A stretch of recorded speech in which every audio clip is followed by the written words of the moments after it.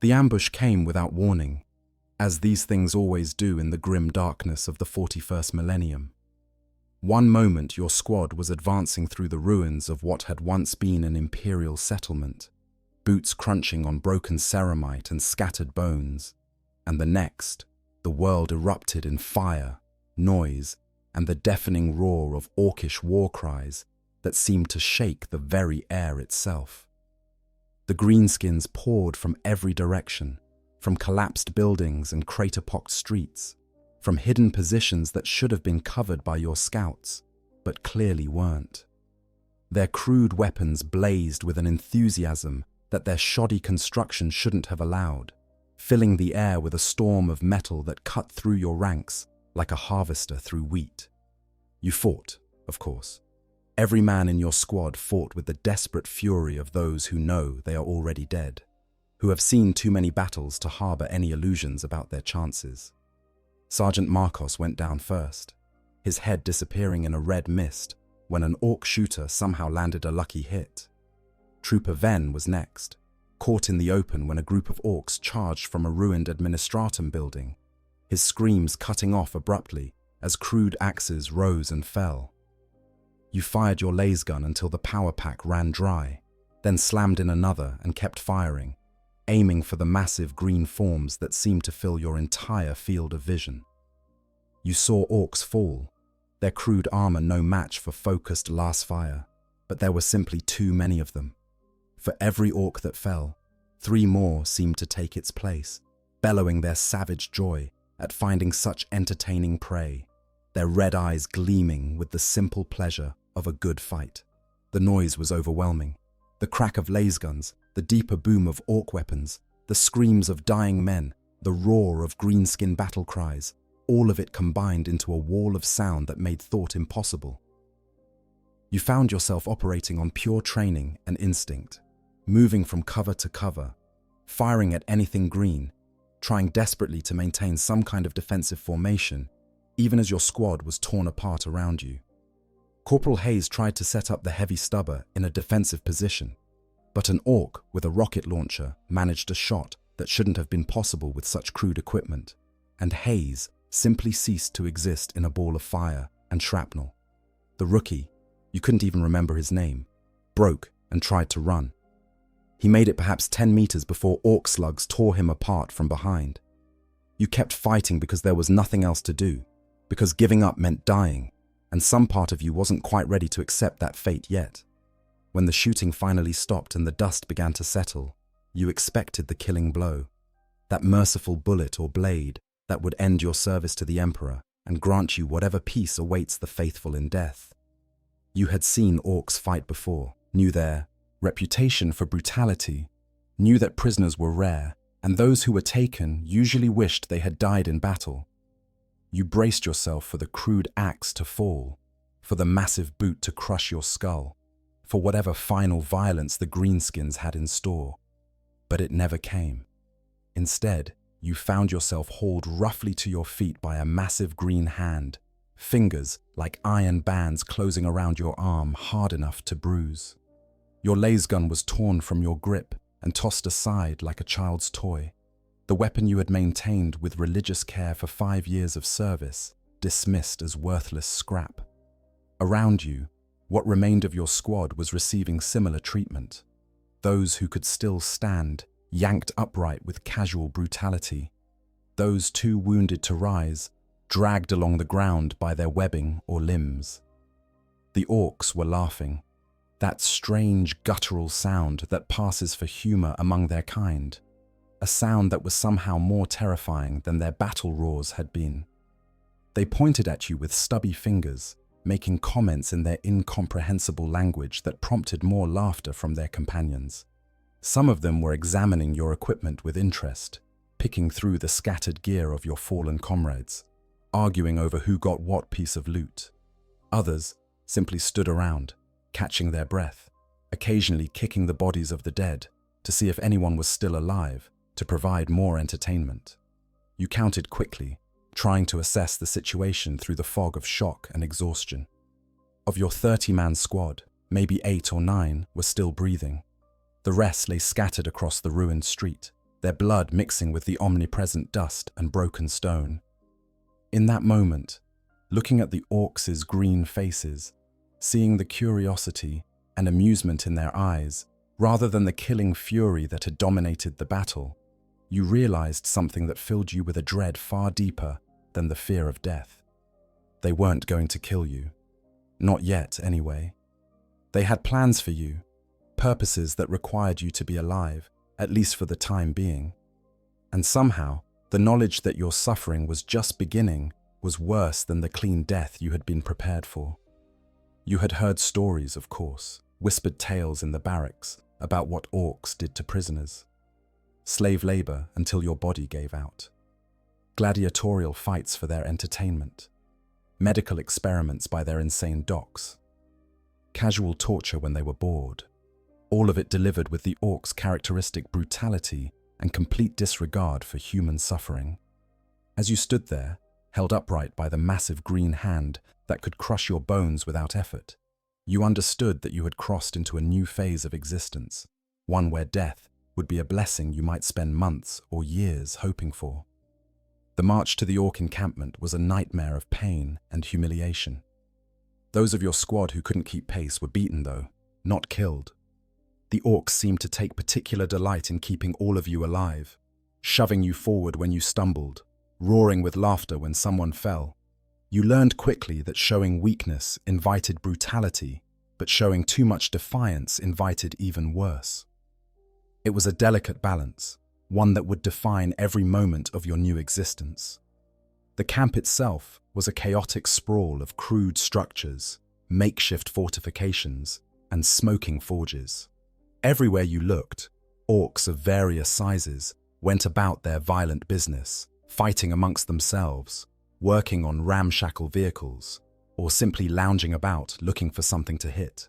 You and your surviving squad mates were shoved into a fenced area that already held a motley collection of other prisoners, humans mostly, though you spotted a few other species as well, all sharing the same haunted look of those who have discovered that there are indeed fates worse than death.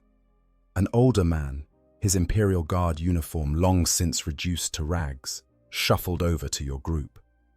His eyes held the vacant stare of someone who had been here far too long. He spoke in a hoarse whisper, his voice carrying the weight of hard-won knowledge.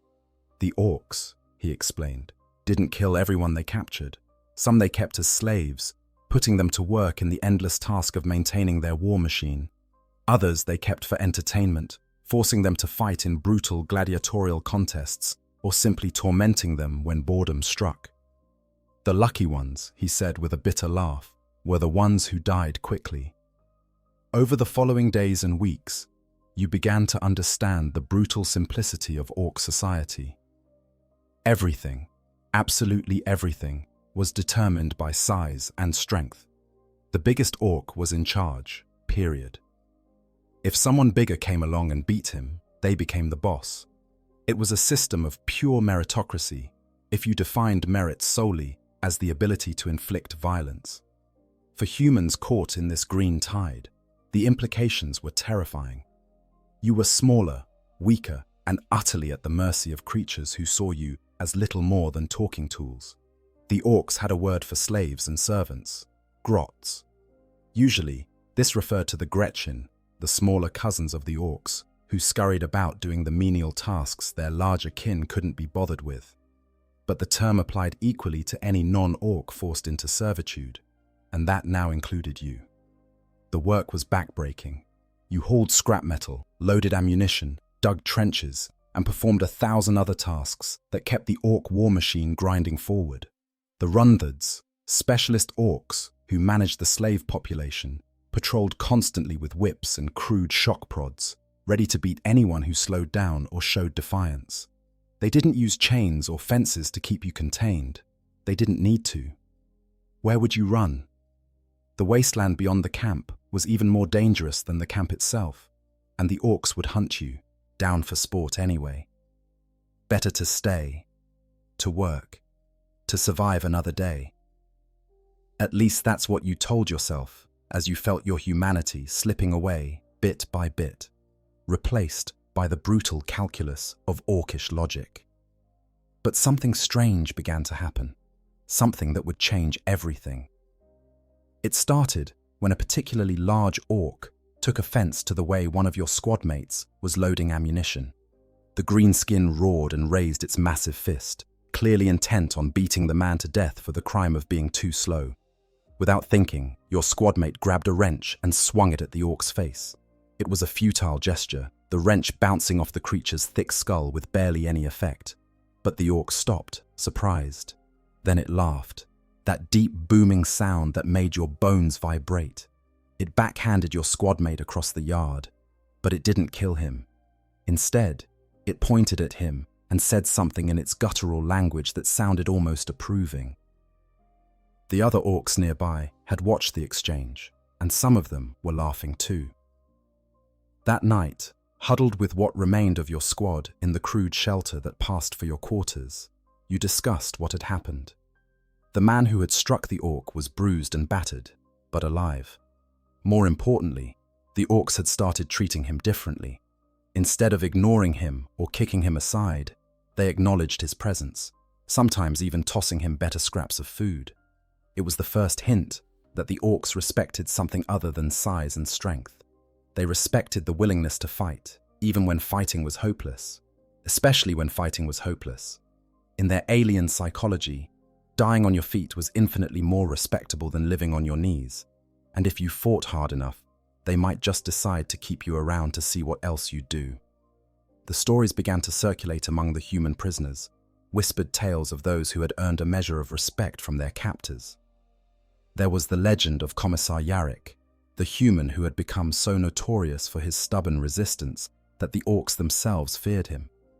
They called him Old Bale Eye and told stories of his evil stare that could kill. When Yarrick lost an eye in combat, he had it replaced with a bionic that could fire a laser, deliberately playing into the orc's superstitions and fears. When a war boss tore off his arm, Yarrick killed the creature anyway, then took the orc's own power claw and grafted it to his stump. The orcs didn't hate him for this. They respected him. To them, he was the ultimate opponent, the one who simply refused to die no matter what they threw at him. Your squad didn't have Yarrick's resources or reputation, but you had learned the lesson. Survival meant more than just staying alive. It meant making the orcs see you as something other than disposable meat. It meant being loud when they expected you to be quiet, violent when they expected submission, stubborn when any sane person would break. One by one, members of your squad began to test the boundaries. When an orc shoved you, you shoved back, knowing it would probably earn you a beating, but hoping it might earn you something more. When forced to participate in their brutal games, you fought with everything you had, not to win necessarily, but to put on a good show. The orcs loved a good fight, and if you gave them one, they'd remember you for it. The transformation was gradual but inexorable. You started picking up words and phrases in the orc language, that crude mishmash of brutality and surprising creativity. You learned that orcs didn't have a word for coward, but they had 17 different words for different types of headbutting. You discovered that what sounded like mindless shouting was actually complex social interaction, with subtle hierarchies and relationships that outsiders rarely understood. Most importantly, you learned to think like an orc, or at least to approximate their alien logic. Bigger meant better. Louder meant more important. Red vehicles went faster not because of aerodynamics, but because every orc knew red things went faster. And in their collective psychic field, belief became reality. Purple was the sneakiest color because you never saw purple orcs coming. It was insane, but it was consistent, and understanding it meant the difference between being a grot and being something more. Your body changed too. The constant labor, the brutal environment, the diet of whatever the orcs didn't want. It all sculpted you into something harder than you had been. Muscles developed from hauling scrap and fighting to maintain your place in the pecking order. Scars accumulated, each one a story of survival against impossible odds. You moved differently, talked differently, thought differently. The thin veneer of civilization that the Imperium had built around you was stripped away, replaced by something more primal and honest. You were becoming feral, adapting to survive in an environment where weakness meant death and strength meant another day of life. Some of your squad embraced this transformation eagerly, finding a strange freedom in the brutal simplicity of Orc society. Others resisted, clinging to their humanity, even as it slipped through their fingers like sand. The concept of Orc adoption wasn't new, though it was rare enough that most Imperial soldiers never encountered it. Deep in the archives of the Ordo Xenos, there were reports of human populations that had come to worship the Orcs, adopting their ways and fighting alongside them. The most famous example came from a forgotten spin-off game called Gorka Morka, set on a desert world where a tribe of humans called Diggers had lost all connection to their Imperial past.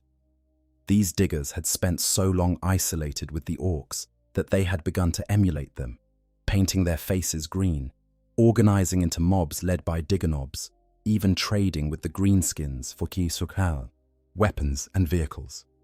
The Orcs tolerated them with almost paternalistic amusement, finding their attempts to be orky endearing in the way you might find a dog walking on its hind legs interesting. But the Diggers weren't slaves who had learned to survive. They were something stranger and more disturbing. Humans who had voluntarily chosen to reject their heritage in favor of the Orc way of life. They lived in the ruins beneath ancient pyramids, coming out to scavenge and fight, believing that emulating the most successful species they knew was the path to survival. The Orcs traded with them, fought alongside them occasionally, and generally left them alone, partly because the things that lived deeper in the pyramids terrified even the greenskins. It was proof that humans could integrate into Orc society, at least to a degree, though it required abandoning almost everything that made them human in the first place. You and your squad were walking a similar path, though you had started from a very different place. The Diggers had been born into their situation. You had been thrown into it by the fortunes of war. Then there was the Bloodaxe clan, and they changed everything. Of all the Orc clans that dominated Greenskin society, the Bloodaxes were the strangest and most unsettling. Where other Orcs charged headlong into battle, the Bloodaxes used tactics and strategy. Where others saw humans as inferior weaklings, the Bloodaxes saw potential tools, and occasionally even worthy opponents. They were the first Orc clan to encounter the Imperium during the Great Crusade, and in those interactions, they had picked up human habits and techniques that other Orcs viewed with deep suspicion. Bloodaxes used camouflage, though they didn't really understand why different colors worked in different environments, and would often use wildly inappropriate patterns. They retreated when losing, regrouped, and attacked again, something other clans considered shameful and un-Orky. Most controversially, they traded with humans and sometimes even worked as mercenaries for desperate Imperial commanders. The day a Bloodaxe warband rolled into your camp was the day everything changed for your squad. These Orcs moved differently, talked differently, even looked at you differently. Where the regular Orcs had seen you as grots, disposable and interchangeable, the Bloodaxes saw potential assets. Their warboss, a scarred veteran with a collection of Imperial medals looted from various battlefields, walked through the prisoner compound with the air of someone inspecting recruits rather than slaves. He stopped in front of your squad, sizing you up with eyes that held an unsettling intelligence. Through a combination of broken Gothic and Orcish, he made his interest clear. His warband needed humans who knew how Imperial forces fought, who understood their tactics and weaknesses. In exchange for useful intelligence and occasional service, he would offer something unprecedented: a place in the warband as auxiliaries rather than slaves. The offer hung in the air like a poisonous fruit. Accept, and you would be crossing a line that could never be uncrossed. You would be working with the Orcs, helping them kill your former comrades, betraying everything the Imperium stood for. Refuse, and you would remain a slave, doomed to work yourself to death in service to creatures who would never see you as anything more than a talking tool. But was the choice really that simple? You had already survived this long by adapting to Orc ways, by learning their language and customs, by proving your worth through violence and stubbornness. The Bloodaxe offer was just the logical next step in a process that had already begun. Several members of your squad wanted to refuse on principle, to maintain some shred of their imperial identity, even if it meant their deaths. Others argued for pragmatism, pointing out that survival had to come first. The debate raged through the night, voices rising and falling in heated whispers. In the end, the choice was made for you by circumstance. Another warband attacked the camp, a larger force from a rival clan looking to claim territory and slaves. The Blood Axes fought back with characteristic cunning, using ambushes and flanking maneuvers that would have been at home in an Imperial Guard manual. In the chaos of the battle, your squad found itself armed and positioned to defend the camp's southern approach. No one had ordered you to fight. No one was watching to see what you would do. You could have run, could have tried to escape in the confusion, could have simply hidden and let the two Orc forces kill each other. Instead, almost without conscious thought, you found yourself firing at the attacking Orcs, calling out warnings to the Blood Axes defending nearby, working together like you had been part of the warband all along. When the dust settled and the attackers had been driven off, the Blood Axe warboss looked at your squad with something that might have been respect. From that day forward, your status changed fundamentally. You weren't slaves anymore, not quite. The Blood Axes called you Dahumi Auxiliary, a designation that came with both privileges and responsibilities.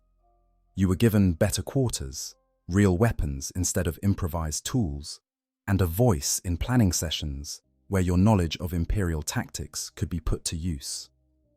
In exchange, you fought alongside the Orcs in their raids and battles, turned your guns on targets that wore the same uniforms you once wore, and slowly, inexorably, became something that was neither fully human nor acceptably Orcish. You existed in a strange liminal space, adopted but not truly belonging, free but not truly liberated, alive but not truly living the life you had once known. The physical transformation accelerated under this new arrangement. The Blood Axes encouraged physical prowess and martial skill, rewarding those who proved themselves in combat, with better gear and higher status. You trained constantly, not just in Imperial fighting techniques, but in Orc methods as well. You learned to use choppers and sluggas, those crude but devastatingly effective weapons that the Orcs favored. Your body, already hardened by months of slave labor, became even more muscular and scarred. You stopped flinching at violence, stopped feeling disgust at the casual brutality that characterized every aspect of Orc life. When an Orc challenged you to a friendly bout of skull smashing, you responded with enthusiasm rather than horror. When the warband celebrated a victory by eating roasted squig and drinking fungus beer, you joined in with genuine gusto. You were becoming what the Imperium would have called a traitor, but what the Orcs simply called useful. The mental transformation was perhaps even more profound than the physical one. Orc logic, once alien and incomprehensible, began to make a strange kind of sense. Of course, red vehicles went faster. Everyone knew that, so it had to be true. Of course, bigger Orcs were in charge. They wouldn't be bigger if they couldn't handle the responsibility. Of course, you fought when there was a good fight to be had. What else was there to live for? The constant exposure to Orc culture, the daily reinforcement of their values and beliefs. It wore down your resistance like water eroding stone. You started thinking in Orcish even when speaking Gothic, your sentences becoming simpler and more direct, your arguments settling themselves through displays of strength rather than appeals to reason. When someone in your squad questioned an order, you responded by challenging them to a fight, just like an Orc would. The person you had been, the loyal Imperial Guardsman who had boarded a transport bound for war all those months ago, was becoming a distant memory. Your squad fractured along predictable lines. Some embraced the transformation completely, throwing themselves into Orc culture with the zeal of converts. They were the first to volunteer for raids, the most aggressive in asserting their place in the warband's hierarchy, the most enthusiastic about adopting Orc customs and language. Others resisted to varying degrees, maintaining islands of humanity in an ocean of green brutality. They whispered prayers to the emperor when they thought no one was listening, practiced imperial drill movements in private moments, clung to small rituals and observances that connected them to their past. A few broke entirely, their minds unable to process the cognitive dissonance of their situation. They walked through the camp like ghosts, performing their duties mechanically, but with no spark of life in their eyes. The Orks generally left these broken ones alone, finding them boring and unworthy of attention. Daily life in the warband settled into a rhythm that would have been unthinkable months earlier. You woke when the Orks woke, which was whenever they felt like it, as they had no real need for sleep in the human sense. You ate what they ate, the strange and often disturbing fare that constituted Ork cuisine: roasted squig, fungus bread, mushroom beer brewed in vats that probably violated every health code ever written. Your digestion adapted, or you starved. You worked on vehicles alongside mech boys, those Orks whose genetic programming made them instinctive engineers. You learned that Ork technology worked on a principle that was part physics, part belief, and part psychic field. A gun held together with tape and prayers would function perfectly in Ork hands, but fall apart when a human tried to use it, unless enough Orks believed the human was Orky enough to make it work. It was madness, but it was consistent madness, and you learned to work within its rules. The raids became routine. The Blood Axes operated differently from other Ork clans, favoring stealth and surprise over brute force charges. You would infiltrate Imperial positions, sometimes using your knowledge of guard procedures to talk your way past sentries. The look of betrayed horror on their faces when you turned your weapon on them never quite stopped hurting, but you learned to push that pain down deep, to compartmentalize it in a place where it couldn't interfere with survival. After each raid, the warband would celebrate with characteristic Ork enthusiasm, fighting amongst themselves for the best loot, arguing about who had killed the most enemies, generally making an enormous amount of noise. You participated in these celebrations, matching the Orks drink for drink and boast for boast. It was easier than thinking about what you had become. The question of loyalty became increasingly complex. Were you loyal to the Emperor, that distant figure on his golden throne who had never known you existed? Were you loyal to the Imperium, the vast bureaucratic machine that had shipped you off to die on a dozen different worlds? Were you loyal to your squad, even as it fragmented and changed beyond recognition? Or were you loyal to the warband, to the Orks who had, in their own brutal way, given you a place and a purpose? The Orks themselves didn't understand the concept of divided loyalty. You were part of their warband, or you weren't. If you fought alongside them, you were one of them, simple as that.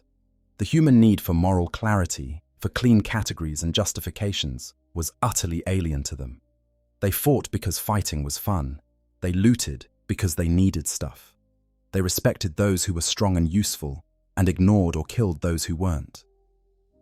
In the harsh light of Ork logic, all your philosophical wrestling seemed pointless and weak. Some members of your squad argued that you were actually helping the Imperium by surviving and gathering intelligence. If you ever escaped, you could bring back valuable information about Ork tactics, weaknesses, and plans. It was a comforting fiction, one that allowed you to sleep at night without too much guilt. But deep down, everyone knew it was just that, a fiction. You weren't gathering intelligence for some future escape. You were fighting for the Orks because that was your life now, and the sooner you accepted it, the better you could function within it. The mental gymnastics required to maintain an imperial identity while living as an Ork auxiliary became exhausting, and eventually, most of your squad simply stopped trying. It was easier to be what you appeared to be than to maintain the fiction of what you had been. The Orks themselves seemed to understand this transition better than you did. They had seen it before, in other species and on other worlds. Those who survived in Ork society long enough inevitably became more Orkish, adopting the mannerisms and values of their captors simply as a survival strategy that eventually became genuine.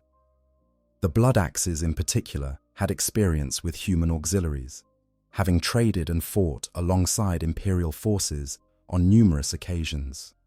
They knew that humans could be useful if properly motivated, and that the best motivation was simply inclusion.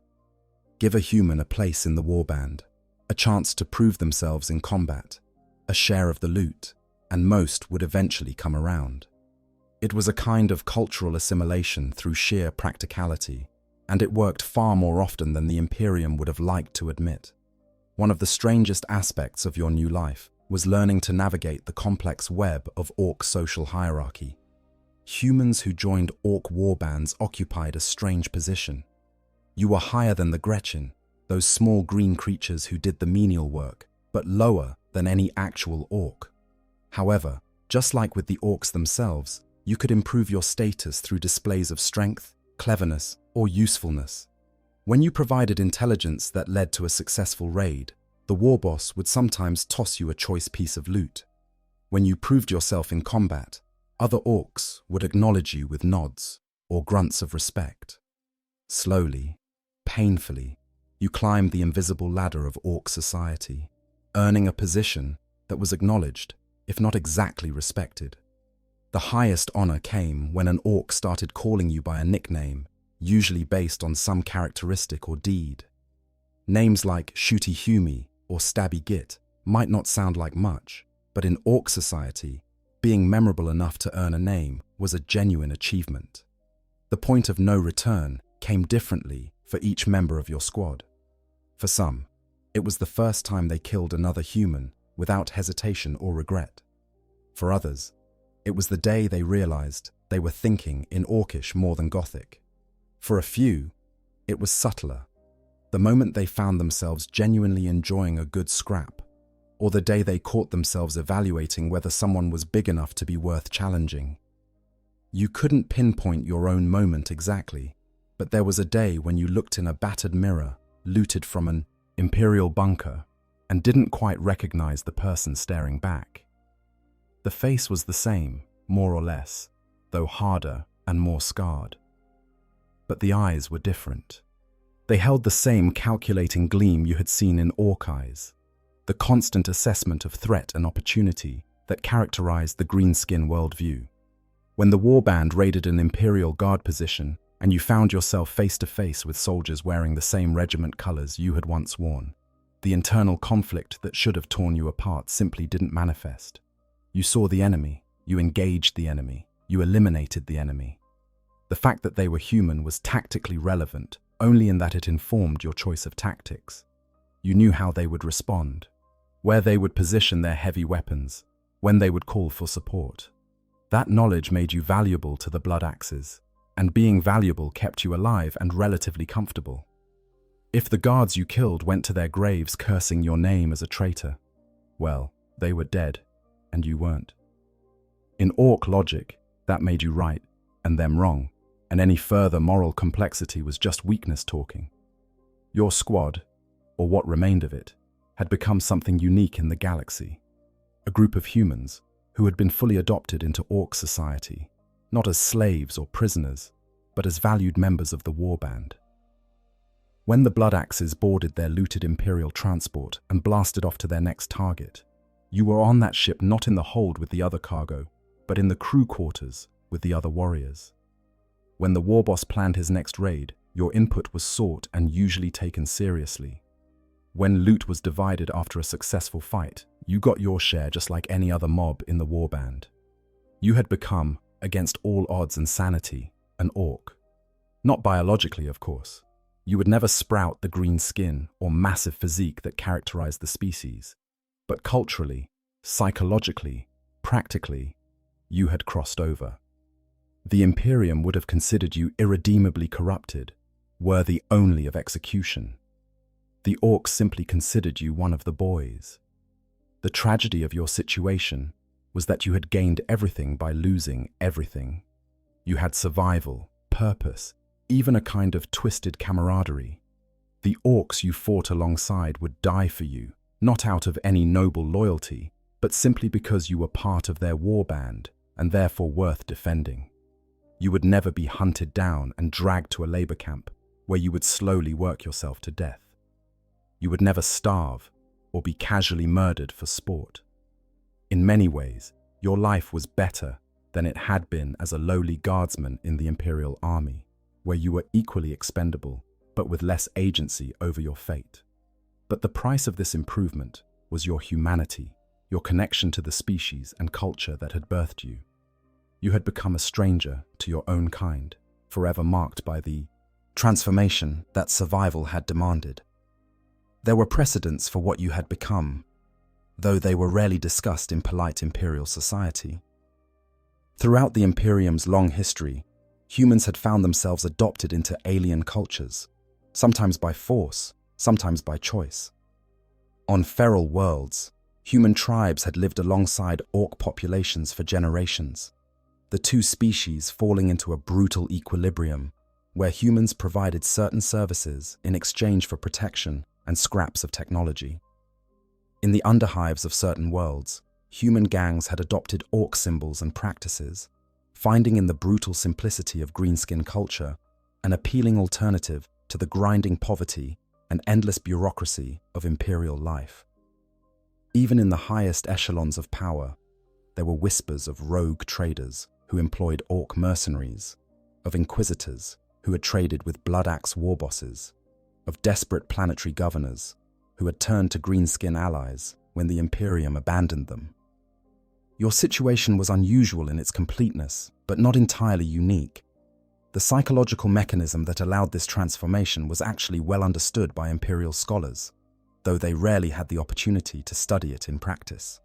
Extended exposure to any culture, especially under conditions of stress and survival necessity, would inevitably lead to some degree of assimilation. The human brain was remarkably adaptable, capable of learning new languages, adopting new customs, internalizing new values with a speed that would have disturbed most people if they thought about it too deeply. In your case, the combination of physical isolation from human culture, constant reinforcement of orc values, and the simple fact that adopting those values made your life significantly better had created a perfect storm of cultural conversion. You hadn't betrayed the Imperium through some grand ideological shift. You had simply adapted to survive, and the adaptations had accumulated until the person you had been no longer existed. The orcs themselves found your transformation unremarkable. To them, it was simply natural that exposure to proper orky culture would improve lesser beings. The fact that you had started weak and small and humy didn't matter. What mattered was that you had gotten better, become more useful, proven yourself worthy of inclusion in the warband. They didn't see it as a tragedy or a betrayal. They saw it as you finally figuring out how to live properly, and they were happy to have another pair of hands in the fights to come.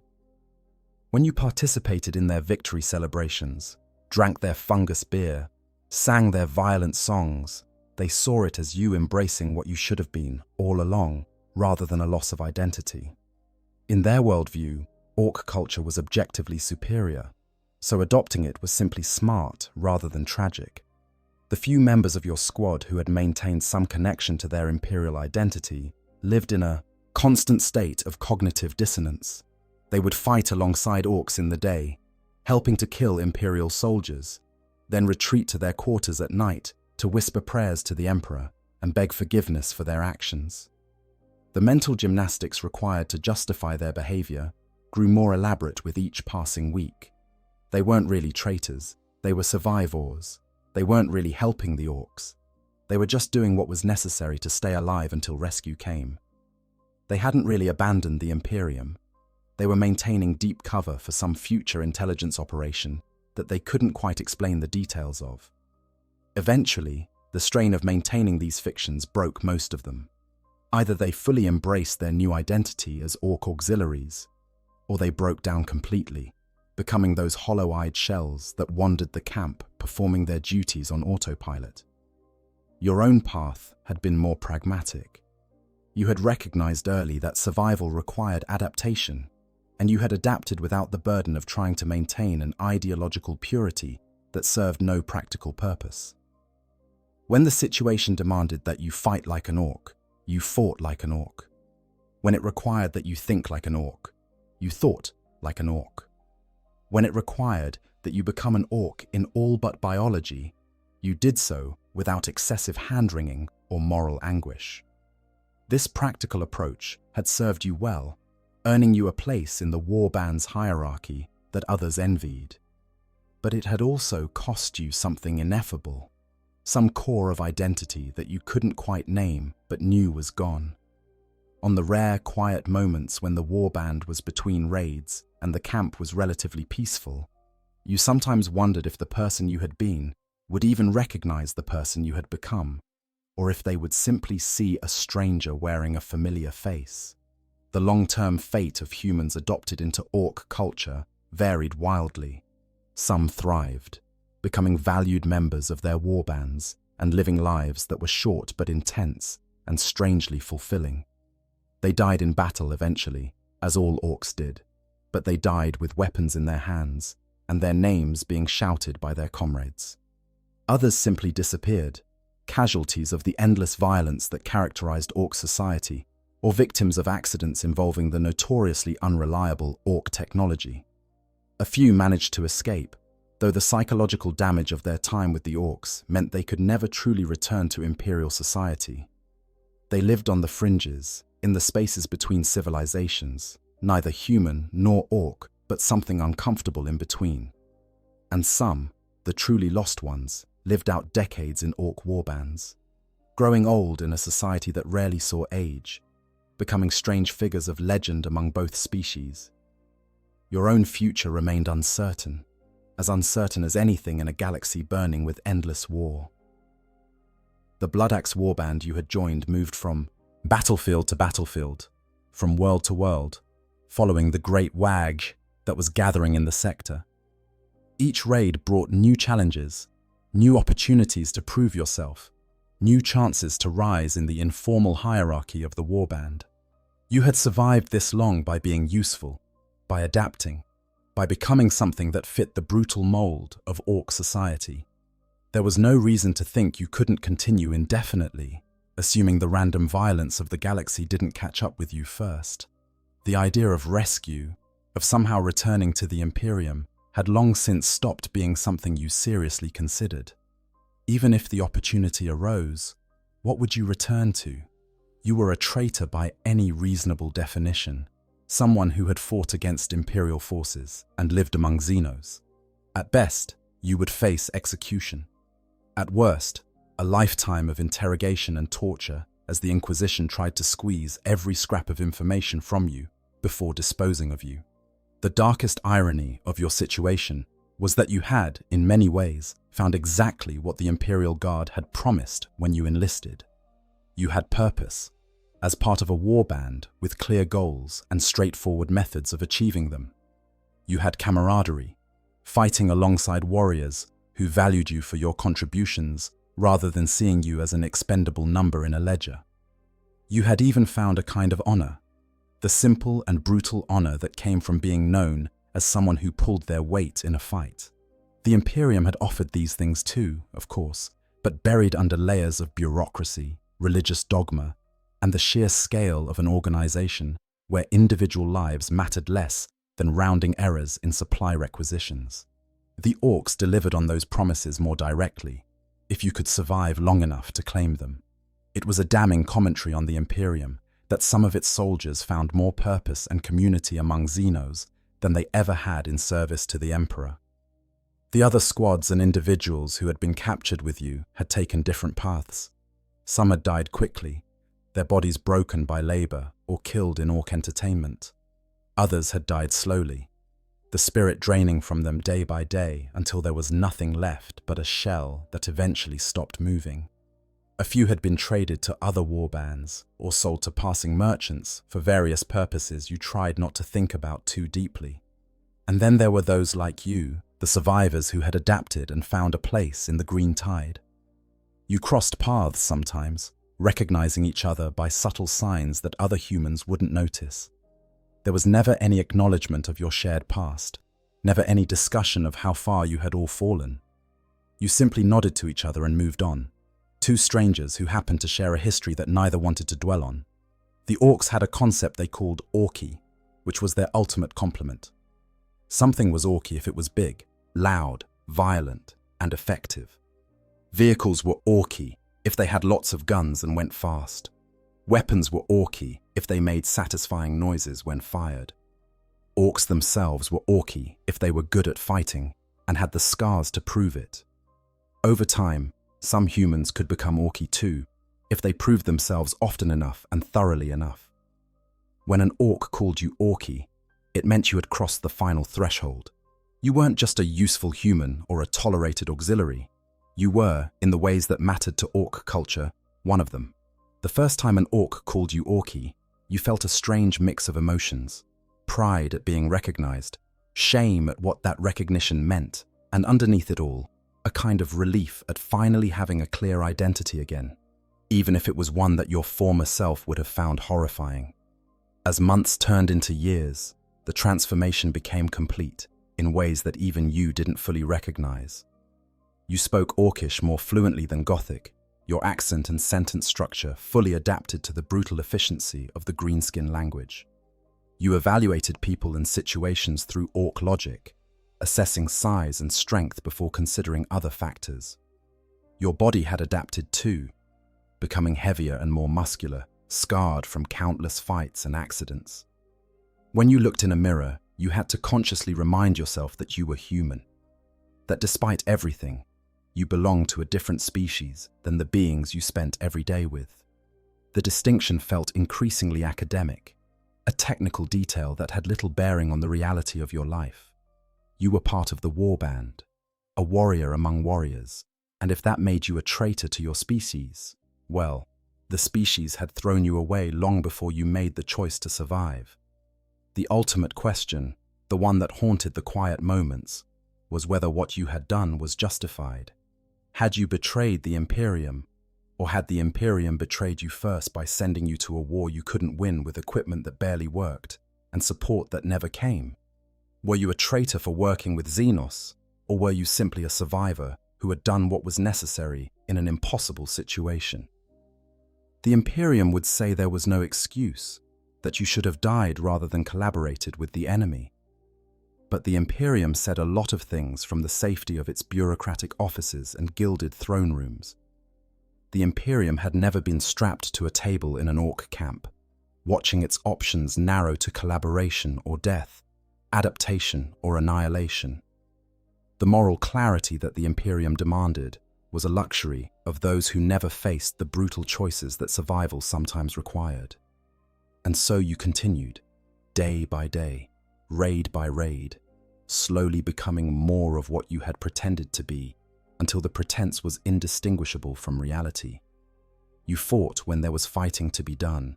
You celebrated when there were victories to mark. You mourned, in your own way, when members of the warband fell in battle. You lived, fully and completely, in a way that many humans never managed, despite their longer and safer lives. The galaxy was vast and uncaring, filled with horrors beyond comprehension and violence beyond measure. In that galaxy, you had found a place, carved out a niche, earned a spot through blood and determination. It wasn't the place you would have chosen, wasn't the future you had imagined when you first put on your Imperial Guard uniform and swore oaths to the Emperor. But it was yours, claimed and defended in the most Orky way possible, through sheer, stubborn refusal to die. And in the end, perhaps that was enough. There are countless ways your story might end. Maybe you fall in battle, finally facing an enemy you can't overcome, dying with a weapon in your hand and your name on the lips of your warband. Maybe you rise high enough in the Blood Axe hierarchy to become something truly unusual, a human nob leading your own mob into battle. Maybe you live long enough to see the Imperium launch a major offensive against your warband, forcing you to choose between your adopted family and some lingering sense of species loyalty. Maybe you simply fade away, one more casualty of the endless grinding war that defines the 41st millennium. Or maybe, just maybe, you survive long enough to become a legend, a story told by both orcs and humans, the one who bridged two worlds and found a way to thrive in both. Whatever end awaits you, it will be violent and probably quick, as all orc endings are. but it will be on your terms, in your time, lived in a way that the Imperium's faceless bureaucracy could never have allowed. The tragedy and dark comedy of your situation exist in perfect balance. You have lost everything that made you human in the eyes of your species, yet gained everything that makes you alive in the eyes of the culture you adopted.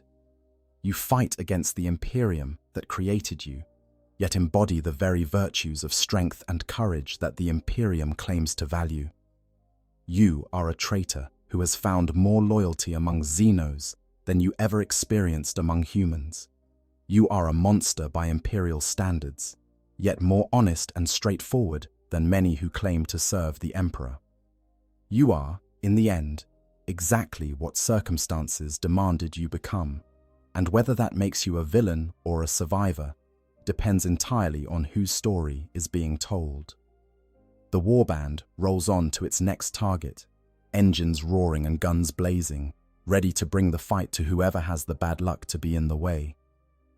You stand on the deck of a looted Imperial transport, surrounded by Orks who consider you one of their own, heading toward a battle that you will fight with everything you have. In this moment, stripped of pretense and moral complexity, you are simply what you are, a warrior in a galaxy that demands warriors, a survivor in a cosmos that kills most things before they can draw their first breath, a human who learned to thrive in the most inhuman of circumstances. And as the warband's warboss raises his chopper and bellows the familiar cry, you find yourself joining in without hesitation, your voice merging with the orcish roar that shakes the ship's bulkheads. Whack! You shout, and mean every syllable. Whack! If you enjoyed this deep dive into one of Warhammer 40k's darkest and strangest possibilities, make sure to hit that like button and subscribe to the channel. We explore the grim darkness of the far future from every angle, finding the stories that others miss and the truths that the Imperium doesn't want you to know. What other dark corners of the 40k universe should we explore next? Let me know in the comments below. Until next time, remember, in the grim darkness of the far future, there is only war. And sometimes the only way to survive that war is to become something you never thought you could be. Stay safe out there, and try not to get adopted by any orcs.